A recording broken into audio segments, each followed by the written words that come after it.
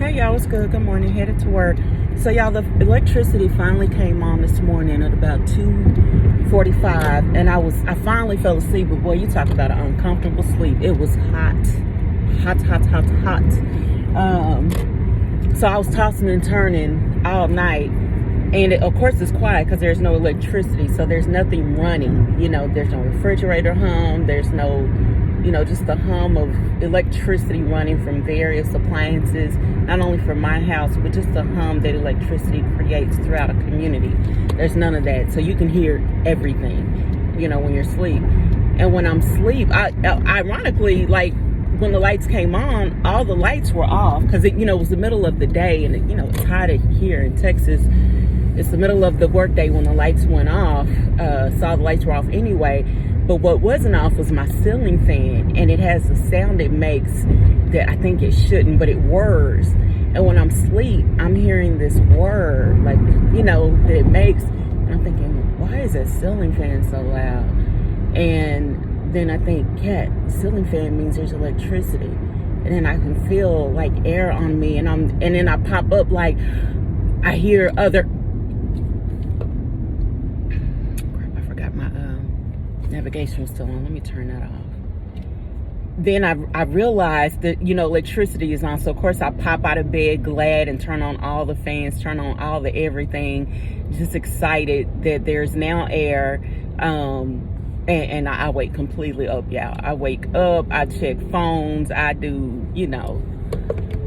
I just basically wake up. I don't get to bed again until basically almost 4 o'clock, and of course I got to get up at 6 to get to get to work, to get ready for work somehow, which I still managed to not be on time for.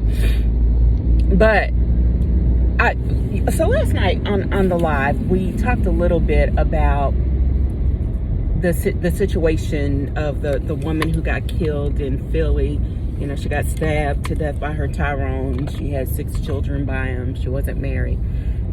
We talked about that, and then we got we started talking about something else, and I never finished talking about that. And what I want to talk about is what I've seen in Blackistan as far as when tragedies like this happen, what happens in the family, and how Black women feel, I don't know, with the way Black women handle these kind of things. So I'm going to give you an example. I participated in like a mental health, some kind of group my church had or whatever. We had these groups, I think they're called discipleship groups, and we study the word as it relates to, whatever topic. And this topic was mental health. And we talked about basically mental health and Christianity. And I remember out of, we who participated, this one older Black woman that we would, for all intents and purposes, call her Tammy. Her affect was depressed. She was a therapist, but she looked just very disheveled, like she had been rolled hard and put away wet.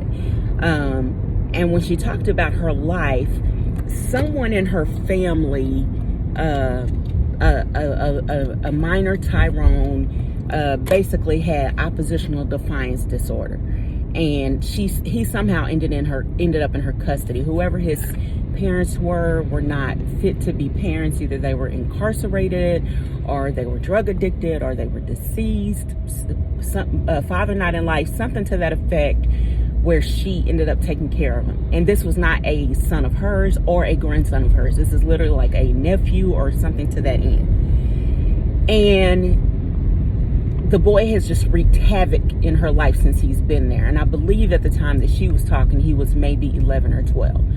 And she would talk about kind of the things he would do when he was being what he was.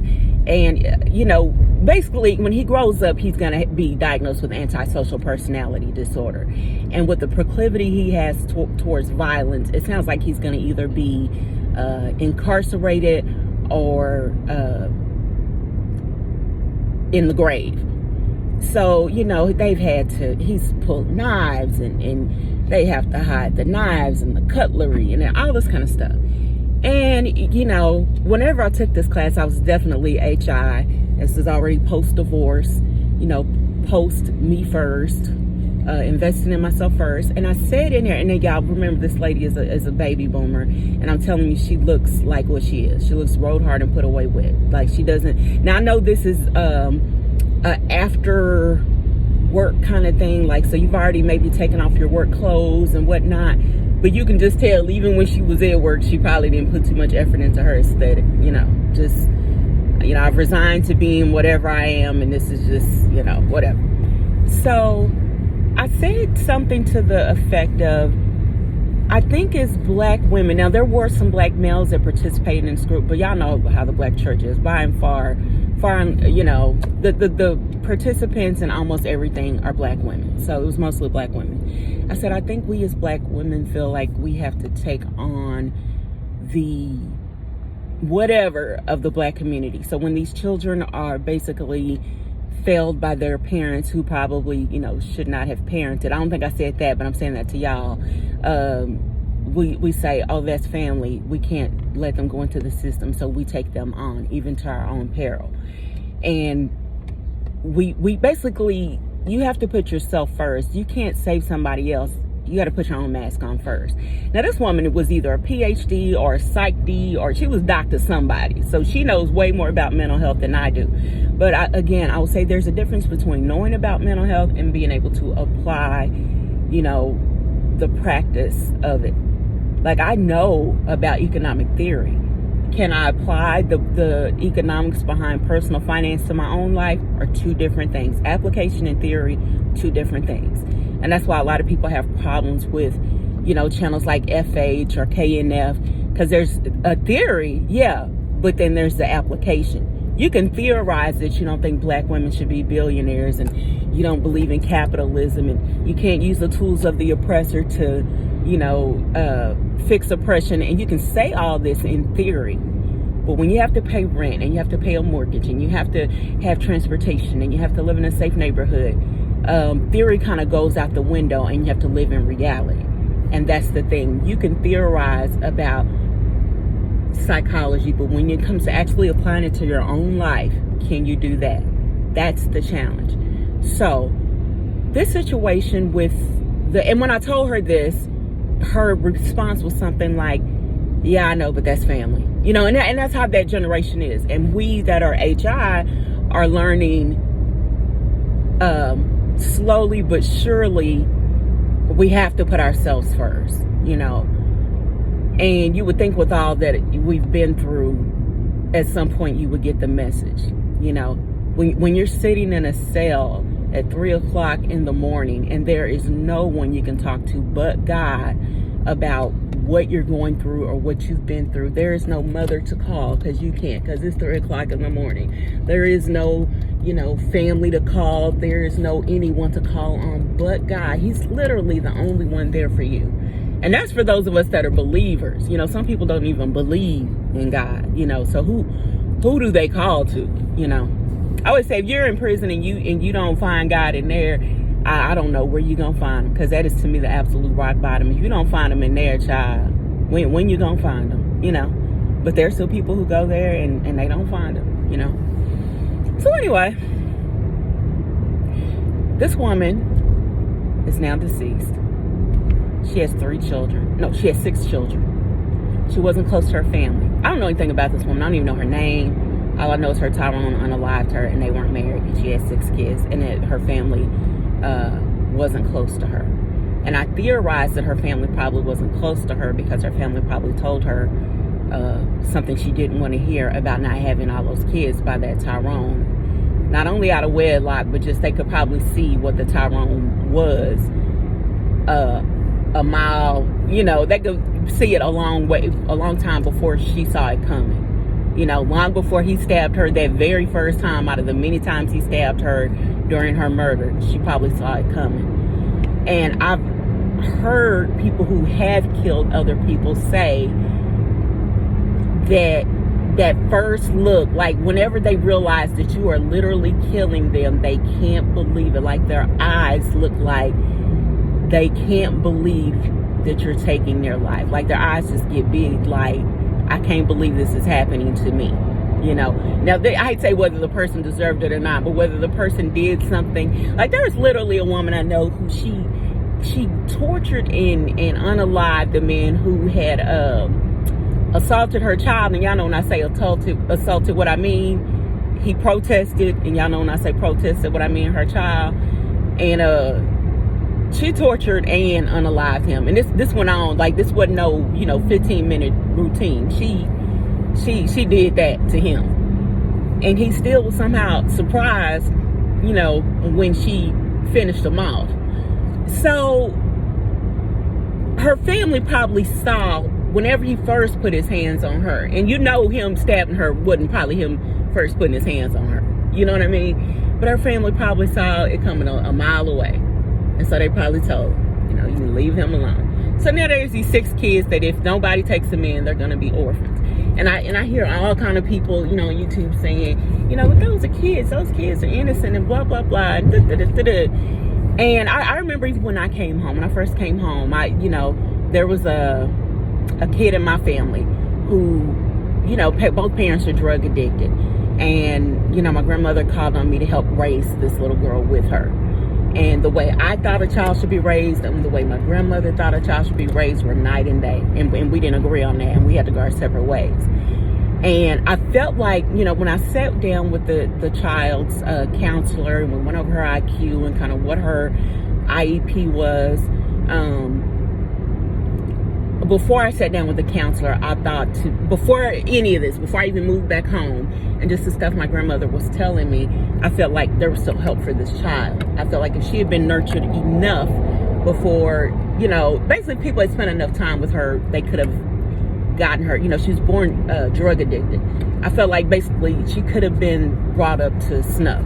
She could have basically, if she had time poured in her, she could have lived a normal life. But like I said, we didn't agree on anything about how children should be raised. So we had to go our separate ways. And when I first came home, I thought, I'll raise this little girl. She'll be like my little girl, blah, blah, blah.